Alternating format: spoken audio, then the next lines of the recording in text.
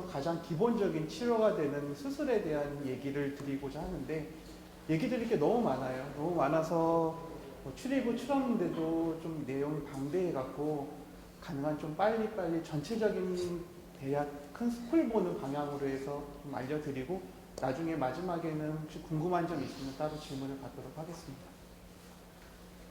현재 그 2017년도에 보면은 역시나 가장 큰 사망 원인으로서, 암 중에 가장 큰 사망 원인으로서는 폐암이 단독적으로 제일 많고요.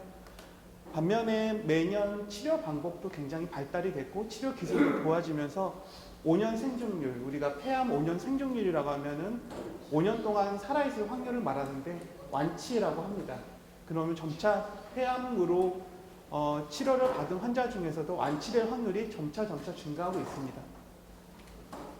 다른 나라와 비교해 보더라도 우리나라 같은 경우에는 이제 미국이나 캐나다보다도 월등히, 이게 빨간색이 폐암을 나타나는 건데요. 미국이나 캐나다보다도 월등히 우리나라가 높습니다. 반면에 일본과 좀 비슷하거나 약간 일본보다는 아직 조금 생존율이 낮긴 한데 점차 우리나라도 수술 치료나 아니면 다른 여러 항암제가 발달되면서 생존율이 훨씬 올라가고 있는 추세입니다. 말씀드렸다시피 폐암은 한 10% 정도에서는 증상이 없어요. 그래서 우리가 쉽게 알지를 발견하지는 못하는데, 증상이 있다고 하더라도 감기와 비슷한 목소리가 쉰다든지, 가장 흔하게 나타나는 경우는 기침, 아니면은 피가 나온다 목에서, 그런 종류로 굉장히 비특이적이고 감기하고 비슷한 그런 증상이 있기 때문에 발견이 쉽지가 않습니다. 그래서 한국인은 우리나라의 폐암 진단됐을 때의 그 병기, 우리는 1기, 2기, 3기, 4기 이렇게 나누는데요. 2000년도 초기만 하더라도 3기나 4기 환자들이 굉장히 많았어요. 근데 2015년도의 데이터를 보면은 굉장히 초기 진단이 많이 이루어졌죠. 이유는 아마도 이제 다들 암에 대한 관심도 높아지고, 특히나 조기 검진, 건강 검진에 대한 그런 관심도가 있고 많이 받기 때문에 빨리 진단이 되는 것 같습니다. 그래도 아직 실제적으로 우리가 여러 가지 치료 방법 중에 수술이 가장 완치를 많이 기대할 수 있는 치료 방법인데, 수술 환자 중에서, 폐암 환자 중에서 수술을 할 수 있는 환자는 50% 정도밖에 안 돼요, 아직까지. 앞에서 말씀드렸다시피 폐암을 발견하기 위해서는 여러 가지 검사를 하는데, 단순 흉부 촬영이나 CT 사진 이런 거에서 의심이 되면은 내시경을 통해서 조직을 얻게 되고, 폐암이 진단되면 혹시 다른 장기에 암이 전이가 되어 있는지 위해서 머리 쪽은 MRI, 다른 부위는 PET-CT, 그리고 뼈 같은 경우에는 뼈 스캔이라는 검사를 모두 진행을 하게 됩니다. 그리고 폐암을 크게 보면은 소세포암이라는 거하고 비소세포암을 크게 나눌 수가 있어요. 소세포암 같은 경우에는 워낙 진단 당시에 전이도 많이 돼 있고 성장이 빠르고 하기 때문에 극히 일부적인 제한적인 경우를 제외하고는 수술보다는 항암이나 방사선 치료가 우선이 되게 됩니다. 비소세포암은 또 세부적으로 편평상피세포나 선암종, 대세포 여러 가지인데 치료 방법은 동일해요. 그래서 비소세포암은 수술에 적응증이 된다고 할 수 있겠습니다. 폐암은 아까 말씀드렸다시피 1기, 2기, 3기, 4기 이렇게 나뉘는데요. 암의 크기나 암이 얼마나 주위 침범을 했는지, 또 중요한 게 임파절에 얼마나 많이 가 있는지, 어디까지 가 있는지, 이런 걸 여러 가지를 따져서 크게 1기, 2기, 3기, 4기로 나누게 되어 있습니다. 그리고 일반적으로 수술이라고 하면은 단순히 이제 치료 방법으로서의 이제 역할만 생각할 수가 있는데요. 실제로는 치료 외에도 진단이 확실하게 되지 않았을 경우나, 또는 폐암에 의해서 여러 가지 합병증이 있었을 경우, 그럴 경우에 증상을 해결하기 위한 증상 조절 목적으로도 시행을 하게 됩니다. 일반적으로 우리가 치료보다 더 중요한 거는 정확하게 그 병을 알아야 되고 병이 어디까지 퍼져 있는지를 알아야 되기 때문에, 치료는 폐암 치료가 들어가는 거는 반드시 조직을 얻어야 돼요. 그래야지 치료가 들어가는데, 객담에서 얻거나 아니면 내시경 검사에서 얻거나, 아까 전에 얘기 드렸다시피 이 바깥에서 바늘로 찔러서 조직을 얻거나, 어쨌든 우리가 조직을 얻어야 되는데 모두 다 조직을 쉽게 얻을 수 있는 방법은 아니에요. 그래서 이런 경우에는 이제 여러 가지 방법으로 조직을 얻기가 쉽지가 않으면은, 그럴 경우에는 주변에 임파절을 혹시 가 있는지 확인하기 위해서, 혹은 폐에 있는 결절을 확인하기 위해서 진단 목적으로 수술을 하기도 합니다. 반면에 이제 치료의 목적으로서의 수술이라고 하면은 폐암 세포의 완전 제거를 통한 암 환자의 장기 생존이 목표입니다. 제일 중요한 건 완전 제거겠죠. 그러니까 수술을 하는 목적은 어쨌든 암세포를 남기면은 수술의 의미가 없습니다. 어쨌든 폐 안에 있는 혹은 다른 장기에 있는 임파절에 있는 암을 모두 다 긁어내는 것이 수술의 목적이에요. 그렇기 때문에 비소세포, 아까 소세포암 같은 경우에는 항암 너무 워낙 전이가 많이 되기 때문에 완전 제거를 할 수가 없어요. 진단 당시에는. 그래서 소세포암에서는 해당은 거의 안 되고요. 비소세포암 중에서 1기, 2기, 3기, 4기로 나누는데 1기에 2기, 3기 일부에서는 수술이 적응 치료적으로 먼저 사용될 수가 있고요. 그 외에 3기나 4기 같은 경우에는 전이가 되어 있는 상태이기 때문에 완전 제거가 힘들어요, 수술로서. 그래서 수술해갖고 일부분만 떼어내는 그런 득보다는 실이 훨씬 많습니다. 그럴 경우에는 항암 치료나 방사선 치료가 우선적으로 시행해 볼 수 있는 치료가 되겠죠. 그래서 비소세포암 중에 1기, 2기, 3기 초기까지는 수술이 가능하고 완전 제거가 가능합니다. 다만 이제 4기라고 했을 때 폐에서는 일부분만 있고 폐에서 완전히 도려낼 수도 있는데 뇌나 부신 이런 장기에 전이가 돼 있다. 그러면은 4기인데도 수술이 가능합니다. 폐에서 완전 절제가 가능해야 되고 뇌 같은 경우에는 방사선 치료나 다른 수술적인 제거를 통해서 완전 제거가 가능하다. 그럴 경우에는 수술로 충분히 시도를 해볼 수가 있는 경우입니다. 근데 그럼 모든 이런 초기에 폐암 환자에서 수술을 하느냐? 그런 건 아닙니다. 왜냐하면 폐암 환자 같은 경우에는 고령인 경우가 많고요. 또 여러 가지 합병증이 갖고 있는 경우가 많아요. 특히나 이제 폐암 환자분들이 담배를 오래 피우셨기 때문에 동반된 폐 질환이 많은데 알려진 거에 비해서 만성 폐쇄성 폐질환, 이게 폐기종도 포함되고 뭐 만성 기관지암도 포함되고 어쨌거나 폐와 관련된 질환을 가지고 계신 분이 굉장히 많아요. 또한 이제 담배를 피면은 폐뿐만 아니라 혈관 쪽에 잘 막힌다고 하죠. 그래서 심장 혈관 질환을 가지고 있는 분들도 계시고 뭐 당뇨, 혈압, 고혈압 이런 분들이 많이 있기 때문에 모든 환자에다 다 초기라고 해서 수술할 수 있는 건 아닙니다. 그렇기 때문에 대상 환자, 어떤 환자를 수술할 것인가 하는 거는 심장 검사도 하셔야 되고 심장 기능도 어느 정도 버텨낼 수 있어야 되고 호흡 기능도 폐도 건강한 우리가 폐를 잘랐을 때 남은 폐로 충분히 숨을 쉴 수 있느냐 없느냐 그것도 굉장히 중요하기 때문에 호흡 기능, 폐 검사도 폐 기능 검사도 하셔야 되고 심장 쪽에서 문제가 있으신 분들은 심장 검사도 받으셔야 되고 종합적인 여러 요소를 따져서 수술을 들어가게 됩니다. 우리가 수술을 받기 위해서는 최소한 2주부터 금연을 해야 되는데요. 수술을 하게 되면 가래가 굉장히 많이 나오고 이 가래가 잘 못 뱉어내시면은 이제 굉장히 위험한 폐렴, 사망할 수 있는 굉장히 위험적인 폐렴 같은 합병증이 올 수 있기 때문에 적어도 2주 이상은 금연하셔야 되고 피가 날 수 있기 때문에 수술하면 당연히 이제 피 같은 걸 날 수가 있는데 항응고제를 드시는 분들이 꽤 있어요. 심장 질환이나 뇌혈관 질환 때문에 그런 분들은 일주일 전부터 항응고제는 중단을 하셔야 됩니다. 그래서 저희가 그거는 조절해 드릴 거고 저희가 설명을 다시 드리게 될 겁니다. 그 부분에 대해서. 무엇보다 제가 생각하기에 제일 중요한 거는 이 환자의 마음가짐, 환자가 얼마나 이 병에 대해서 잘 이해를 하시고 극복할 수 있는지가 무엇보다도 제일 중요하다고 생각을 합니다. 그래서 뭐 암이라고 그렇게 절망적으로 생각하실 필요는 없고요. 충분히 수술 받고 뭐 항암 치료를 받으시면 극복할 수 있고 나는 할 수 있다라는 마음가짐이 제일 중요한 것 같습니다. 그 수술에 대해서 얘기를 드리면은 전통적으로 이제 개흉술이라고 해서 폐 수술을 하면은 옆구리를 크게 열어서 수술하는 방법이 예전에는 그렇게 시행을 했어요. 그래서 보면은 흉터도 크게 남고 있죠. 근데 요새 같은 경우에는 흉곽경 수술이라고 하는데 복강경하고 똑같습니다. 옆에 왼쪽 옆구리나 오른쪽 옆구리나 세 군데 내에서 네 군데 정도를 뚫고서 이제 복강경 수술처럼 최소한 적은 절개를 가지고 수술을 하는 것을 흉곽경 수술이라고 하고요. 실제로 이제 흉곽경은 이렇게 보고하는 게 아니라 모니터를 통해서 수술을 하게 되고 수술하고 나면은 상처가 굉장히 적습니다. 매년 흉곽경 수술이 전체 수술에서 차지하는 비용이 증가하게 되는데요. 요새는 이제 2016년까지는 한 80%, 요새는 거의 90% 이상이 다 흉곽염 수술로 가능합니다. 그래서 큰 뭐 이제 수술 받는다고 크게 열고 수술하는 건 아니고 정말 몇 가지 제한된 경우를 제외하고는 다 흉곽염 수술로 진행을 할 수가 있습니다. 이렇게 흉곽염 수술이 진행하는 그게 비율이 증가하는 원인으로는 이제 선암, 여러 가지 암 중에 선암 같은 경우에는 폐 중심부에 있는 것보다는 폐 바깥쪽에 있어서 절제하기가 쉽고요.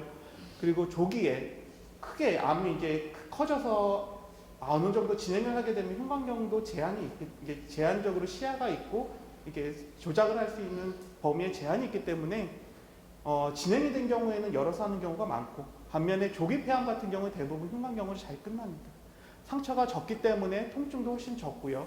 통증도 적기 때문에 수술 후에 객담 배출이라든지 폐기능 회복에 훨씬 더 장점이 있습니다. 우리나라의 흉곽염이 지금 도입된 지가 15년이 조금 지났는데요.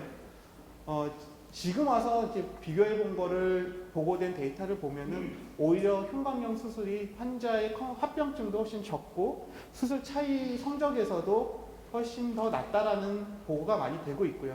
그래서 요즘에는 가능한 수술은 흉곽염 먼저 시도를 해보고 안 되는 경우에는 이제 개용술로 전환을 하든지 그렇게 되는 경우가 많이 있습니다. 우리가 또 한 가지 알고 계신 로봇 수술도 로봇 수술은 안 하냐 이렇게 생각할 수가 있는데, 지금 로봇 수술은 비뇨기과나 산부인과, 외과, 갑상선 수술하는데 이런 데 많이 사용하고 있는데요. 우리가 로봇 수술이라고 하면은 로봇이 수술하는 거 아니냐 이렇게 생각할 수가 있는데, 그런 건 아니고 실제로 보면은 수술은 이쪽 테이블에서 하고 의사는 옆에 콘솔이라고 하는 다른 기계에 앉아서 발판하고 조이스틱을 가지고 수술을 하게 됩니다. 이런 로봇 수술이 처음 도입되게 된, 이런 아이디어가 생기게 된 거는 전쟁 때문에 그런데요. 전쟁 지역에서는 의사가 모두 가서 수술할 수 없으니까 전쟁이 일어난 지역에서는 환자는 수술대에 있고 의사는 미국에서 수술을 하면은 그렇게 위험성도 훨씬 적고 의료를 수술을 조기에 할 수 있지 않을까 해서 그런 아이디어를 가지고 개발이 된 건데, 이런 게 이제 모든 수술에서는 가능하지는 않고요. 폐암 수술에서도 일부 적용되는 부분이 있기는 있는데 아직까지는 큰 장점이 비용이 아직 비싸고 실제로 이 절제하는 개수나 아니면 수술에 대한 합병증 확률이 좀 높아서 폐암 수술에서는 로봇 수술이 거의 시행되지는 않고 있습니다. 대부분은 흉곽염으로 수술하고 안 될 경우에 개용술, 이 정도가 지금 현재 수술 방법으로 알려져 있습니다. 우리가 폐를 그러면 수술할 때 어떻게 수술하냐? 우리가 폐는 오른쪽 폐, 왼쪽 폐 이렇게 있는 건 아니고요. 또 폐도 세분화돼서 오른쪽은 상엽, 중엽, 하엽 이렇게 세 덩어리로 되어 있고, 왼쪽 같은 경우에 상엽, 하엽 이렇게 두 덩어리로 되어 있어요. 그래서 수술을 하게 되면은 옆 단위로 절제를 하는 게 기본입니다. 그래서 상엽에 있을 경우에는 상엽만 절제를 하고 중엽을 절제한다든지 하엽 이렇게 덩어리째 띄어내는 거고요. 그래서 그래서 옆 단위를 절제한다. 그래서 폐옆 절제술이라고 해요. 기본적인 수술은 이 폐옆 절제술을 원칙으로 합니다. 다만 폐암이 크게 위치가 너무 가운데 있거나 그래서 그 옆을 절제하기 힘들 경우에는 폐를 다 드러내는 경우도 있고요.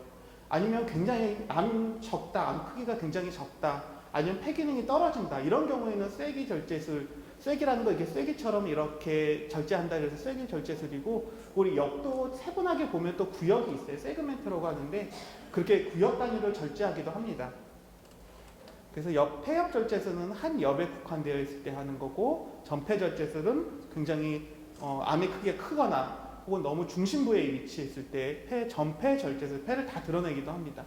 그리고 양옆 절제술은 위치에 따라서 두 개의 옆에 있을 때, 쐐기 절제술은 아주 초기인 경우거나 환자가 폐 기능이 좋지가 않아서 옆으로 띄어내면은 나머지 폐에서 충분히 숨을 쉴 수가 없을 때, 그럴 경우에는 저런 쐐기 절제술이나 구역 절제술을 하기도 합니다. 보면은 이 폐옆 이하 절제술은 그 조그맣게 잘라내는 쐐기 절제술이나 구역 절제술을 얘기하는데요.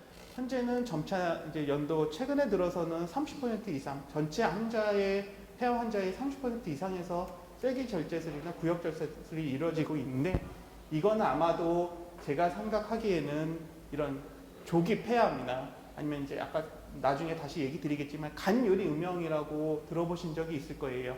이런 병변이나 아니면 조기 폐암 환자에 있어서는 폐를 적게 절제해도 완치율이 된다라는 얘기가 있기 때문에 요새는 가능한 이제 폐를 적게 절제하는 쪽으로 수술을 하게 됩니다. 이런 거는 기본적인 폐압 절제술과 비교할 경우에는 당연히 폐를 적게 째기 때문에 절제하기 때문에 남아있는 폐가 많이 있고, 그러면 당연히 환자분이 숨 쉬는 것도 편하고 숨 쉴 공간도 많고 운동 활동 범위도 더 운동도 평소에 폐압 절제술과 비교해서는 더 많이 할 수가 있고요. 또 일상생활을 걷기도 훨씬 빠릅니다. 그렇지만 이제 암이 작지 않더라도 말했듯이 폐 기능이 많이 떨어져서 많이 절제를 못하는 환자에서도 이런 구역 절제술이나 쐐기 절제술을 하기도 합니다. 실제로 띄어낸 폐 암세포를 보게 되면 이게 편평 상피세포암 다 비소세포암 중에 포함되어 있는 암들인데요. 평평 상피세포 폐암이라는 것은 이제 담배를 많이 피는, 주로 담배와 관련이 있는 폐암이고, 이쪽은 폐문이라고 해서 이쪽이 기관지랑 연결되어 있는 중심부입니다.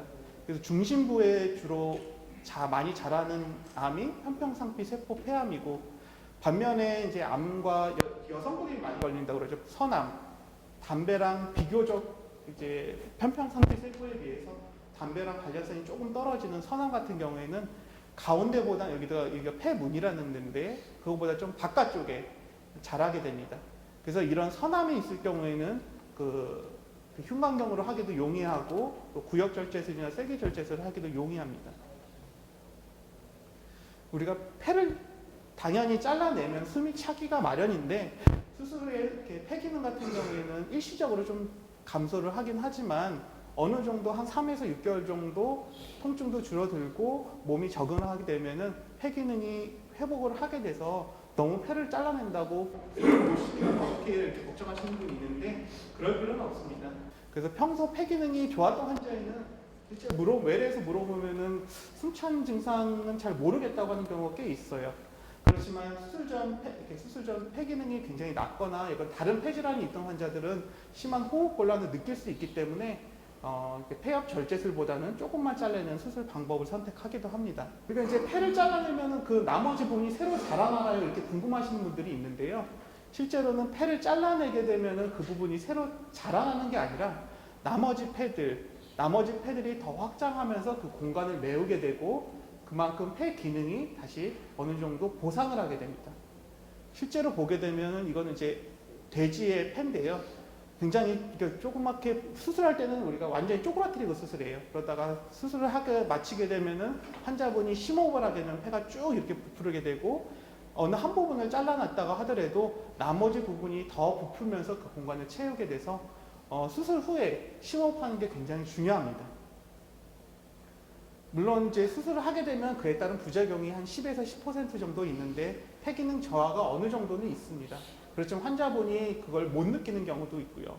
그 다음에 수술 자세 때문에 가슴이나 팔에 통증이 있는 경우, 폐합병증, 쉰목소리, 여러 가지 폐 수술과 관련된 합병증이 있기는 하지만 대부분은 문제없이 잘 퇴원하시고, 일시적으로 있더라도 대부분은 일시적으로 저희가 치료를 하게 되면 회복되는 경우가 대부분이기 때문에 너무 폐 수술에 대해서 걱정을 하실 필요는 없습니다.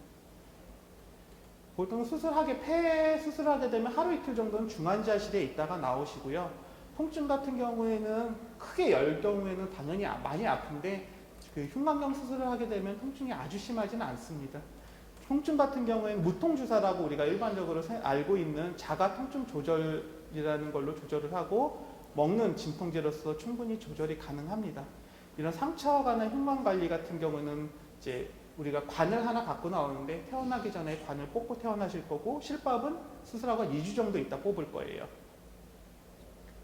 그래서 우리 환자분들이 폐 수술 후 어떤 생활을 해야 되냐, 당연히 이제 운동이나 가벼운 활동을 하고 너무 아프다고 가만히 그냥 침대에 누워 계시거나 가만히 그냥 앉아 있으시거나 이렇게 활동이 없으시면은 아까 말했듯이 폐가 이렇게 충분히 부풀지 못하기 때문에 폐렴과 같은 폐합병증이 생길 확률이 높아요. 그래서 꾸준히 등산, 이렇게 무리한 운동은 아니더라도 가벼운 등산이라든지 조깅 정도는 충분히 하셔도 됩니다. 그 다음에 이제 통증 같은 경우에는 진통제로 조절을 해드릴 거고, 뭐 감각이 떨어지는 경우도 있어요. 그것도 대부분 회복이 되니까 걱정 안 하셔도 되고 심호흡하는 것도 중요하고요. 그리고 오른쪽에 수술을 받았으면 대부분 아프기 때문에 옆구리가 아프기 때문에 이제 계속 이렇게 오른쪽 팔을 안 움직이는 경우가 있어요. 그러면 너무 안 움직이다 보면 오십견이 생기거든요. 오른쪽 어깨나 왼쪽에 오십견이 생기는 경우가 굉장히 많아요. 그래서 수술하게 되면은 오른쪽을 수술했다 하면은 항상 이렇게 손을 들려서 반대쪽 귀를 잡는 이런 운동 같은 경우 어깨 운동을 잘 해주셔야 됩니다.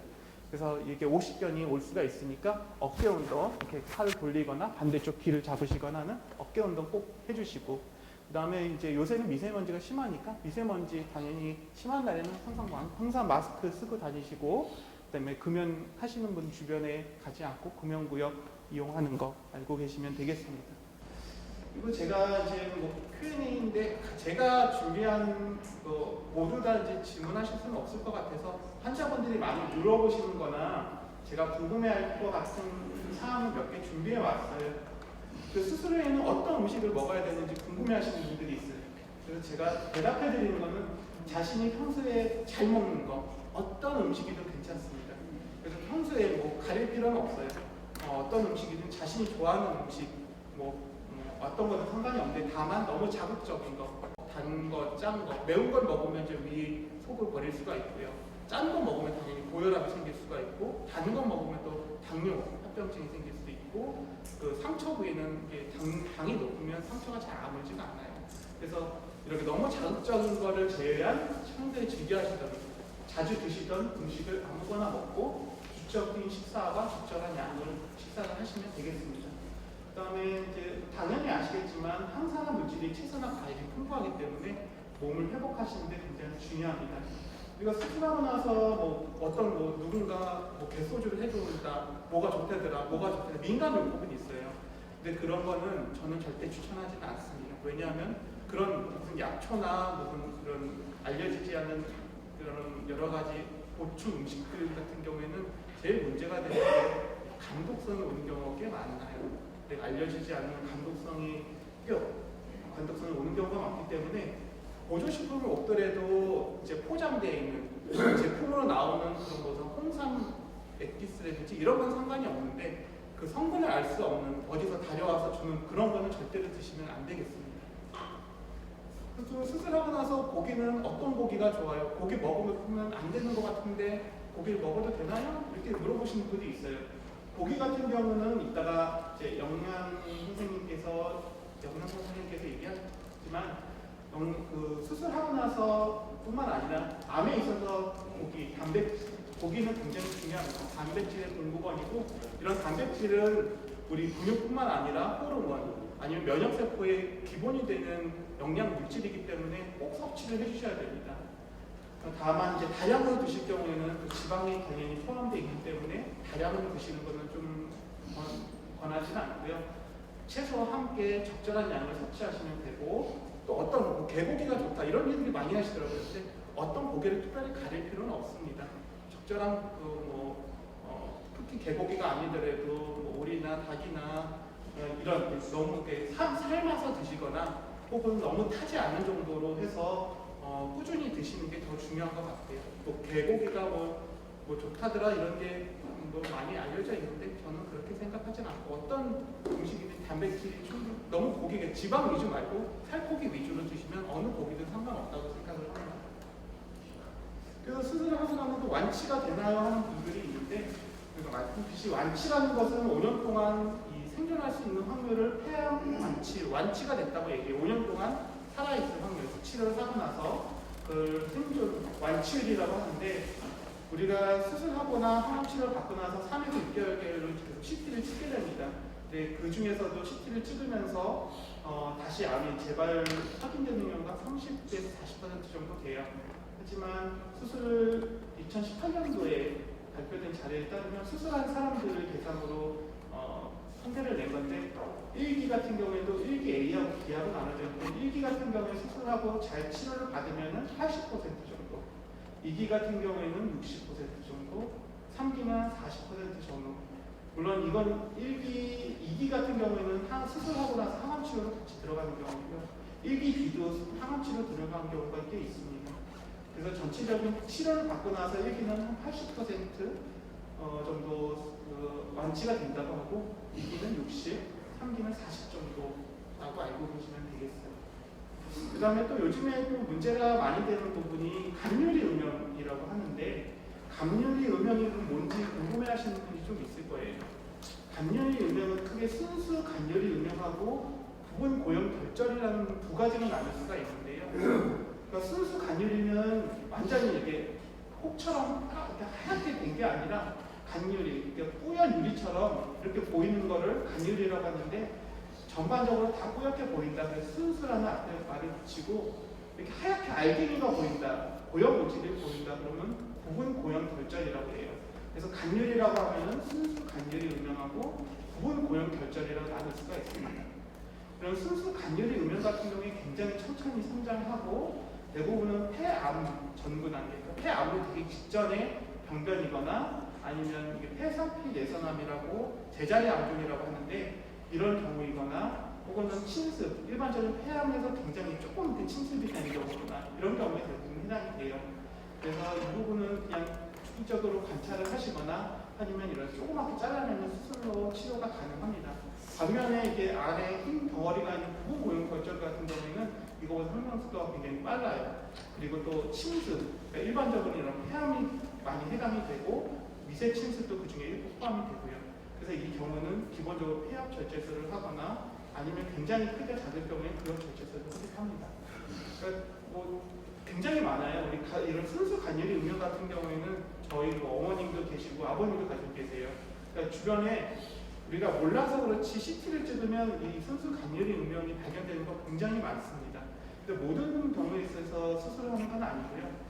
그래서 이거는 간유리 음영이 있을 때 어떻게 치료해야 되는 거에 대해서는 결론이 난 게 아직도 없습니다. 그래서 어떤 선생님은 수술하는 게 좋다, 어떤 선생님은 수술하지 않는 게 좋다, 그냥 지켜봐도 된다, 여러 가지 말이 많은데, 제가 갖고 있는 이 수술의 적응심, 수술에 대한 허위심은 그런 간유리 음영이 있으면은 우선 순수하게 전부 다 뿌연지 아니면 안에 알맹이가 있는지 구별을 하고, 전부 다 뿌옇게 된다고 하면은 짜라게 수술하기 쉬운 폐 바깥쪽에 위치하거나 크기가 1cm 이상, 그러니까 수술하기 용이하게 된다고 하거나 아니면 크기가 너무 1cm 이상이라고 한다고 하면은 수술을 하는 게 저는 맞다고 생각을 하고, 만약에 이런 데 너무 깊숙하게 있거나 아니면 크기가 워낙 적다 그러면은 수술하기가 굉장히 용이하지가 않아요. 안쪽에 있으면 폐를 잘라내는 부분도 많고 굉장히 이거는 만져지지도 않기 때문에 확인하기도 힘들어요, 수술장에서.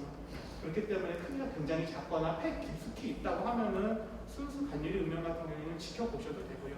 다만 이제 3개월에서 6개월 전에 한 6개월 정도는 좀 맞을 것 같다고 하는데, 6개월 정도로 CT를 저설량 CT, 그러니까 말씀 전에 교수님이 얘기 드렸다시피 저설량 CT로 주기적으로 찍으면 될 것 같고요. 이렇게 이런 폐 바깥쪽에 위치하거나 크기가 클 경우에는 간단하게 스스로 제거할 수 있기 때문에 그냥 찜찜하게 갖고 계시는 것보다 스스로 절제하는 게 낫다고 생각을 합니다. 반면에 이제 안에 알갱이가 들어가 있는 경우에는 이거는 진행될 확률이 높고 폐 안의 경우가 많기 때문에 이 경우에서는 가능한 수술을 하는 게 맞다라고 저는 생각을 해요. 그래서 혹시라도 주변에 혹시 간유리 음영이라는 게 요새 이제 저설량 CT도 뭐 올해부터 뭐 도입이 된다, 뭐 이렇게 얘기가 많아서 이런 환자들이 많이 있을 거예요. 그럴 경우에는 혹시 크기가 얼마나 되는지, 안에 이제 순수하게 다 뿌연 건지, 알갱이 같은 게 있는지 이런 것도 굉장히 중요합니다.